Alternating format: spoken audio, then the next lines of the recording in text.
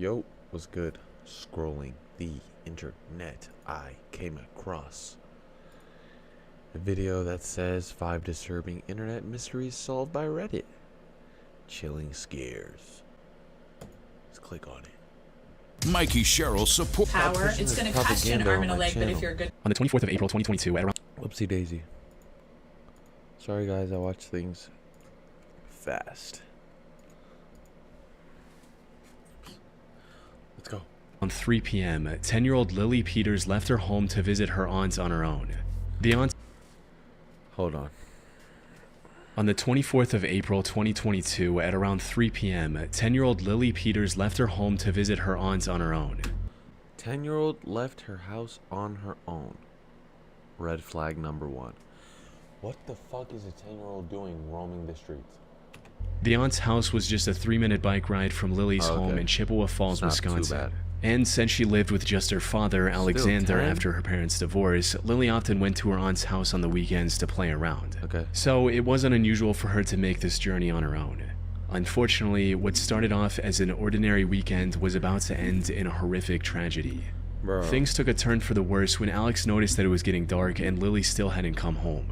It wasn't like her to stay out late. He called his sister, assuming Lily was still at her place. But, to his surprise, she told him Lily had already left over an hour ago. An hour ago? He then called the parents of... It's a 3-minute walk. Lily's friends, hoping she might have stopped at one of their houses on her way back. However, none of them had seen her either. Fearing for the safety of his daughter, Alex began searching the route Lily would have taken to and from her aunt's house. He also contacted the police and reported his daughter missing at around 9 p.m. While the authorities didn't issue an Amber Alert, they quickly formed a search party to help look for her in the surrounding area. And after hours of searching, Alex finally discovered the first clue to his daughter's whereabouts: her bike, abandoned in a nearby wooded area. But Lily herself was nowhere to be found. Police deployed drones and rescue dogs to search the woods and investigate the hiking trail that ran through the area. Then, at around 8:45 a.m., Alex received the news he had been dreading all night. Lily was deceased. A volunteer had discovered her body hidden under a pile of leaves just a few feet from the trail. After a brief examination, police ruled her death a homicide and began looking for the perpetrator.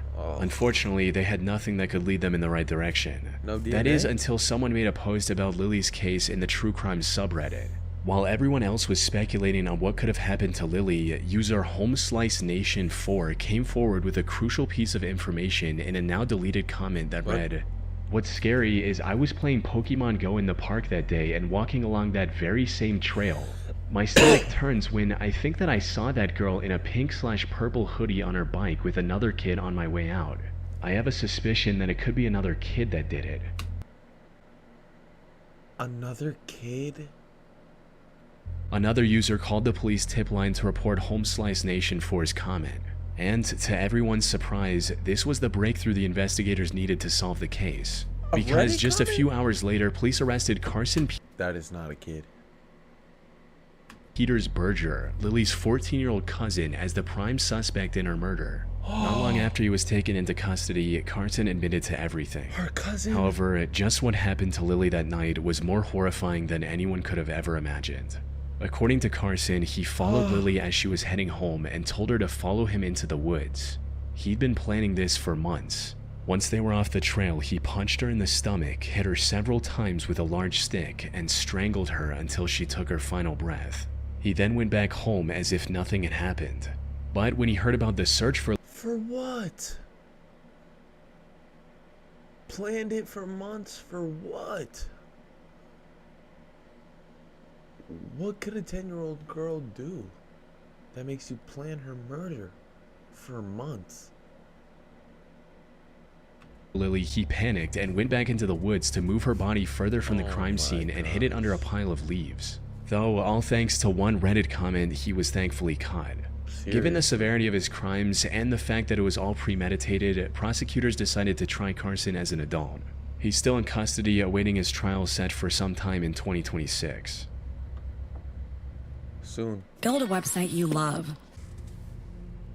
On May 1st, 2013, Reddit user ShadyBusiness15 posted on the What Is This Thing subreddit, seeking answers for a strange device he found inside his power strip. The post read, violently blew a fuse in my extension cord, took it apart to see the damage, and found this inside. Alongside this, the OP shared pictures of two circuit boards connected to each other with wires and what appeared to be a SIM card. He also cross-posted this in the Reddit Bureau of Investigation subreddit, where users noticed a microphone on one of the circuit boards and figured this was a spying device of some kind. With one Bro, what? comment providing more details A microphone in my outlet? about how it worked, stating, "Your extension cord is a room bug. Someone calls the phone number on that SIM and the extension cord auto-answers and listens to the room." What? Put simply, one of the circuit boards was a cut-down version of a phone that used the SIM to transfer audio from the built-in microphone. The second board was a power delivery module, allowing the device to run directly off of the wall power without needing any batteries. However, this raised more questions than it answered, especially about the OP's true identity, with some users speculating if he was involved in some shady business. After all, why— Yeah, 100%. Why else would somebody plant a microphone in your extension cord? In your extension cord? Dude, you have to be moving like all the cocaine in the world. Why else would someone go through the effort of planting a bug to listen in on his conversations? But according to a later comment, he was just a normal university student who was living in the university's dorms, and that he took this extension cord from his home when he moved. But also mentioned that there are other people with access to his room who could have planted the bug without his knowledge. With this, the focus shifted towards finding out who planted this in the OP's power strip and why. Some users suggested putting the SIM in a spare phone, but doing so only deepened the mystery further. Apparently, it had a 10-pound credit, suggesting that it was being used at some point. However, it didn't have any contacts, voicemails, or call logs. And judging from the network messages, the device had been active since October 2012. This also helped the OP retrieve the SIM's number, but calling it returned an automated message stating, "The service is now closed, and if you have voicemail, you can turn it on." Nothing else. The OP tried leaving it active in a spare phone as well, but even after days of waiting, he didn't receive any calls or messages. It's possible the person who planted it had already gotten the information they needed, or perhaps they found out the OP had discovered it and decided to back off. In either case, the OP's only remaining option was to contact the SIM's carrier, O2. Unfortunately, they weren't much help either. He would have needed a police warrant to access the call logs, something he didn't want to deal with. Without access to the call logs, the only real suspects OP had were his own parents. However, he didn't find the spy SIM's number in either of their phones when he checked later. This left a single possibility that's also the most likely explanation for the whole thing. Put simply, the spy device was never meant for the OP in the first place. As many on Reddit hypothesized, the bug was likely intended and used for corporate espionage at some point. From there, it somehow found its way into the OP's home. Maybe one of his parents brought it home from work or purchased it in a corporate clearance sale without realizing what it actually was. But by then, the device had already fulfilled its purpose and wasn't being used. Unfortunately, while Redditors were quick to identify and solve what the device was, they weren't able to find a concrete answer for who planted it and why. The last update from the OP was in May of 2013. Chances of getting an answer now, over 12 years later, are practically zero. Bruh, as soon as I find out, I'm breaking it. I'm taking a picture and I'm breaking it. I don't care. I'm ChatGPT. On the morning of August 9, 2018, 60... Ew. This is Ursula? This bitch's face is saggy as shit and her nose is fat as hell. Get that yam off your face. 6-year-old Susan Rainwater set out on her usual cycling route in Eatonville, Washington. But unlike the countless times she'd followed this routine, that day she didn't come home on time. I'm sorry, I didn't know she was the victim. Worried, her husband David Rainwater went out looking for her, only to come face to face with the aftermath of a tragic accident. Just off the side of the road, David discovered the mangled remains of his wife's bicycle. As he got closer, he saw an injured Susan lying on the ground, not far from the bike. Sadly, it was already too late.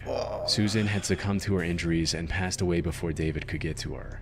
He eventually gathered himself enough to call the police, who after examining Susan and her surroundings were able to piece together what had happened. And according to their investigation, this was a classic hit-and-run case. Obviously. Susan was likely struck from behind by a fast-moving car, resulting in her getting severely injured. However, instead of stopping and helping Susan, the suspect decided to save himself and fled the scene. Unfortunately, there were no witnesses or nearby CCTV cameras, leading investigators with no leads to follow. Wait. The last one didn't even get solved.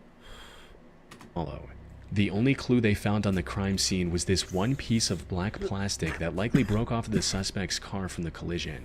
Investigators tried their best, but they weren't able to figure out what this was supposed to be, let alone what car it belonged to. With no other options, one of the troopers at the scene turned to the internet for help, stating, "Troopers and detectives are still looking for a black vehicle believed to be involved in this morning's tragic bicyclist fatality." No way.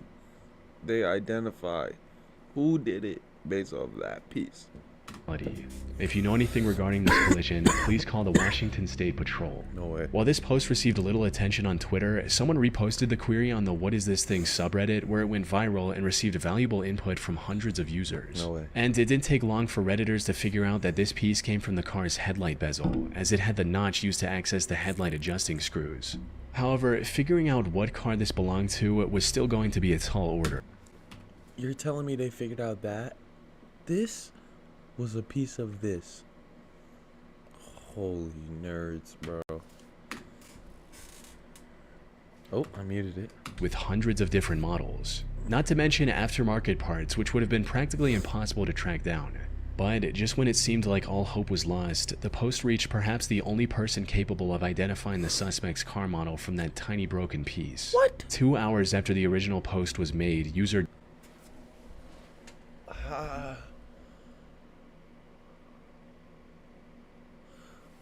Alright, he's talking about, I was about to ask, how do you know this? But he's gonna explain it. Jeff's Nuts dropped a comment that single-handedly His name is Jeff's Nuts.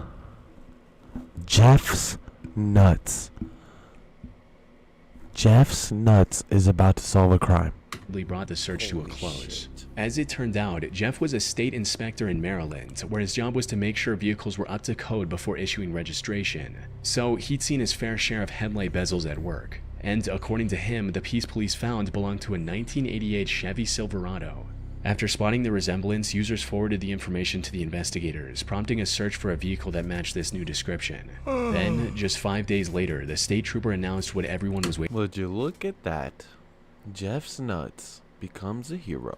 waiting for. They had located the vehicle that struck Susan and arrested its owner. 1986, buddy. The man responsible for her death was 37-year-old Jeremy Thomas Simon. Look at you. He first claimed that he had fallen asleep at the wheel and thought that he'd hit a deer instead of a person. However, his story later changed to where he knew he hit a person, but didn't get out to help because he, quote, did not want to see a body. What? It was clear he was just making excuses, since authorities also found a small bag of hard drugs in his car, suggesting he may have been under the influence at the This time of guy. the crash. In the end, he was sentenced to 4.5 years in prison. What? That's it? He killed somebody. Not exactly a harsh penalty for a deadly killed hit and someone. run, but it is better than nothing. Especially considering that if the Reddit user Jeff hadn't identified the make and model of 4.5 Simon's vehicle and years? posted his findings to Reddit, there's a good chance he would He have gotten killed away with someone. it entirely. And fled. In October 2024, someone noticed that one of their electrical outlets in their home looked different from the others. It looked like it had a camera inside, but it wasn't How? super obvious. So they turned to Reddit and posted the photos bottom. of the outlet, Oh, yeah. hoping someone would either confirm or deny their suspicions. They also explained their situation further in a comment reading, "I've had a stalker in my apartment broken into in the past. What the fuck? Yo, like stalkers. Bro, this must be a girl then, right? Do stalkers, like, happen to men? Like, is that real?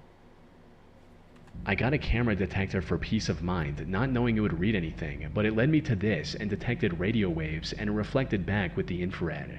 The bottom ground looks different than the other GFCI plugs in the rest of the complex." Yeah, it does. Right away, several people agreed with the OP in that something was definitely off about the outlet.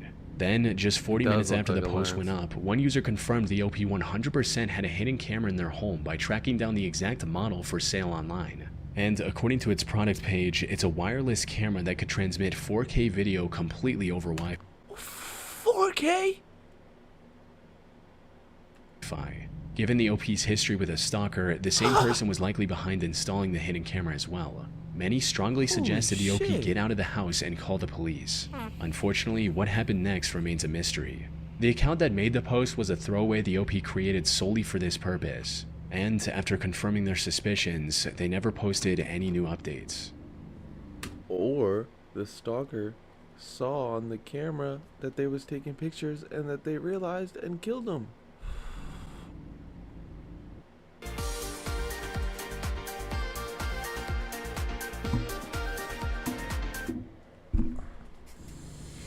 In July of 2012, user Delver of Secrets Reddit account made a post in r/askreddit looking for answers on a strange encounter they recently had. It stated, "Today, a homeless-looking man handed me $50 and this note. Do any of you have any idea what it means?" A homeless man gave you $50?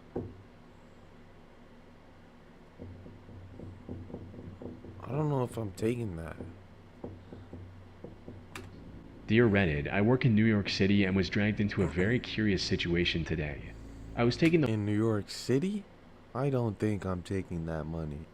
one train from Midtown to the financial district, and as usual the train was pretty packed. I bumped into a raggedy dressed man as we got on, and he shot me a quick smile. I thought nothing of it until he went to get off at 14th Street and he handed me a $50 bill along with a note. Before I could even open my mouth to ask him a question, he was gone." Got numbers and shit on it. Below you find pictures of both the front and back of the note. Oh no, this is some I've been schizo looking shit. at the note all day, and needless to say, I have no idea what it means.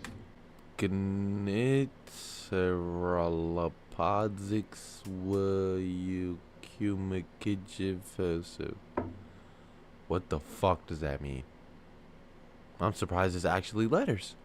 It's handwritten on a 3x3 square piece of paper with no identifying marks and no watermarks. 3x3 square There's a piece of hand-drawn paper? grid, and at a couple of spots, the cells of the grid are combined. Dude, that's a 3x3 inch of paper. This dude must write tiny as shit. 3x3? Are you serious?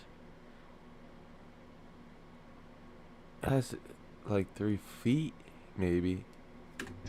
The note has random characters written throughout it, and the bottom quarter is filled with random shapes and How do you write that numbers. small? Maybe I'm just reading way too far into things, and he was just another crazy New Yorker, but I figured it would be neat to see if anyone has run into this similar situation.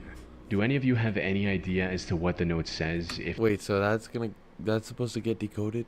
That fucking shit? If anything? How? After taking a good look How? at both the note and the $50 How? bill, some users figured out that the note was what's known as a bifid cipher, and deciphering it revealed a message that read, "There's plenty more money to make. How do you decipher Figure that? this out and prepare to meet July 19, 56 and 6 hot dog stand outside Rue 57 Cafe. Ask for Mr. Input." A homeless man gives me this piece of paper. I'm not looking for Mr. Input, bro. Mr. Input sounds like Satan. Like, what the fuck? Mr. Input? What is he about to input? That sounds like rape o'clock, bro. That sounds very dangerous. How did y'all decode this? How did the homeless man do this? Why'd he give you a 50? However, before anyone had the time to figure out the true meaning behind this note, Delver of Secrets received a coded message on Reddit. It was likely from the same guy that handed him the note earlier that day. I thought he was homeless. What do you mean you get a text from the dude? Oh my god, oh my god, oh my god. When decoded, this message read, "You have managed to find the message with the help of friends. You changed the rules, now so will I. July 12, 4 p.m. Find the Blue Jay at 6.5 and 56 Find and the tell him Blue you are Jay? the last." This was packed with clues pointing in multiple directions. What? For starters, 6.5 and 56 corresponded to 6.5 Avenue on 56th Street in New York. And at that location, there was a salon named Gotham Skincare. This led This many to fucking believe that Batman? this whole thing was a marketing stunt for something related to Batman. Oh. Especially since the date given in the original note, July 19th, was one day short of the release date for The Dark Knight Rises. One person even called the marketing company for that movie in hopes of getting them to admit the truth. So basically, Holy I was one of retro. the people who got caught up in the whole homeless Dude, this guy has my fucking camera quality. This is 13 years ago. thing. Give me $50. We had to figure out some sort of code. So after staying up for hours and reading all the comments, I definitely came to the conclusion that this reeks of marketing campaign, and I have a sneaking suspicion that it's a certain company. Hey guys, what's up? Alright, so it's 9/16 here in New York, and I'm about to call Leveraged Marketing Corporation of America. if you look up the address that we're all supposed to meet at later today at 4, this is actually a marketing agency that's right next to it. So it just makes sense that it might be them. And the Dark Knight thing just makes sense too because the movie's coming out so soon. And hi, how are you? Bro, I'm not gonna lie. I don't think DC gives a fuck about a subreddit's attention to do some stupid shit like hand somebody $50 and a note that says that crazy shit. I'm calling to make sure that everything is going to be set up for the Dark Knight campaign later today. What is the Dark Knight campaign? Is it your city? Yeah, it's actually right next to your office at about 4 o'clock today, actually. I see. Yes, I know that. Please give Margie a call. I'm Callan. He just admitted to knowing about it. I don't know. You figure it out. While this didn't lead to anything substantial, Alright, bro. Reddit users found the next clue hidden within the Reddit message. You see, the username that sent the message was 222-0944-379. One user converted this to an IP address, and it led to Fort Huachuca in Arizona, a military base that His name is I Am Mr. Input, though. Holy shit. What the fuck? that's primarily focused on intelligence training. So, could it be that Delver of Secrets was being recruited as a spy or something along those lines? Here we go. For some, this was certainly a possibility. However, another user discovered that a spy exhibition was happening at the nearby Discovery Times Square Museum on July 12th. Maybe this was a marketing stunt for that instead. But this idea was also shot down by another user who claimed to work for the museum, stating that they had nothing to do with this. With no other leads, a group of curious New York-based Redditors decided to meet at the specified location on July 12th to see if anything would actually happen. However, July despite 12th, dozens I of thought it people was showing up, 19th. including Delver of Secrets, no one noticed anything out of the ordinary. Bro, I thought the first dude is the dude who got the fucking thing. Is this ugly fat bastard? And had to go back in disappointment. Now, if this was some legitimate espionage-related matter, a large crowd would have instantly scared off anyone planning to meet Delver of Secrets at that location. So, the whole thing was kind of pointless in that regard. But on the other hand, the gathering all but confirmed that this wasn't some marketing stunt. Because It if is it a were, little the 3 media by 3. attention and large How do crowd you would have write been the that perfect small? moment for a big reveal that never happened. Then, something happened that no one saw coming. On July 13th, Delver of Secrets removed everything from his post and replaced it with a single ominous passage reading, "Received a phone call today threatening violence against me and my family, going as far as to name members of my family and their addresses unless I delete this post. What? The caller also told me not to show up on the 19th and to inform anyone planning to show up on the 19th that nothing would happen. This will be my last message from this account before I delete it. I'll also be changing my number later today. I'm sorry if a resolution to this never happens, but I'm not willing to risk my family's safety for a few extra dollars." With that, Delver of Secrets vanished Whoa, what the fuck? from the internet. While Reddit did solve layers of coded messages and uncover clues hidden within other clues, they were ultimately left with nothing but speculation and an unsolved mystery. Yo, those might have been the 5 most disturbing